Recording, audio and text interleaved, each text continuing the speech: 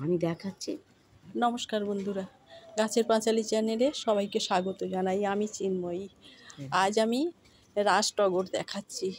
কত ফুটেছে, কি অপূর্ব রাজটগর, ফুটে আলো হয়ে আছে। অসংখ্য কুঁড়ি গাছে, আর সুন্দর সেন্ট বেরোয়। রাত্রির বেলা দারুণ সেন্ট ছাড়ে। আর কত বড় বড় হয়েছে দেখুন, অপূর্ব সুন্দর। মন ভরে যায়, এরকম একটা গাছ বাগানে থাকলে মন ভরে যাবে।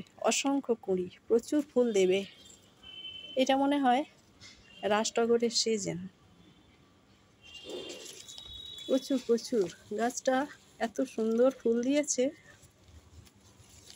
অসংখ্য ফুল দিয়েছে। বাহ, খুব সুন্দর ফুল। 10 ইঞ্চি টবে হবে আছে।